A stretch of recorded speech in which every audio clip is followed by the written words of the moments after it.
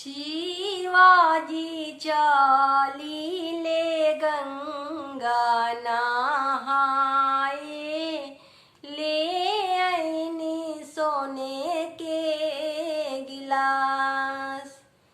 अरे शिवाजी चलिले गंगा नहाए, ले आईनी सोने के गिलास। अरे सोने के गिलास गौरा नैहर जानी भेजी हो, तोहर नैहर हउए गरीब।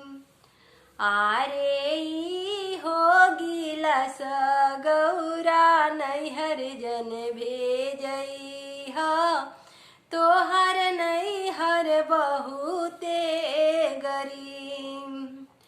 एताना बचना गौरा सुनही ना पावेली, हानि देली वज्र किवाण।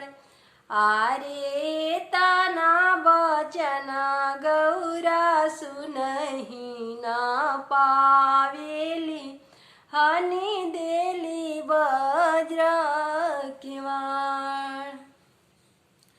अरे सगरी महल शिवजी घूमी फिरी आईनी हो, कतहु न भोजन तैयार।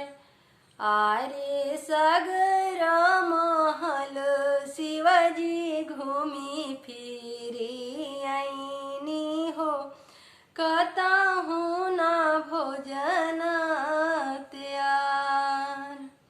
अरे खोला खोला गौरा हो वज्र केवड़िया, तोहर गौरा तोहर नैहर बहुते अमीर।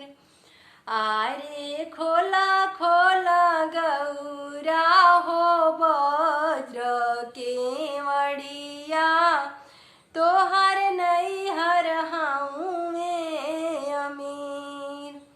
अरे ताना बचना गौरा सुनही ना पावेली, खोली दिहली वज्र किवाण।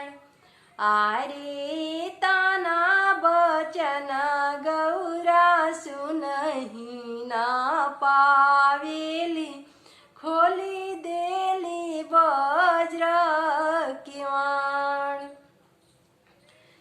अरे शिवाजी चलेनी गंगा नहाए, ले आईनी सोने के गिलास।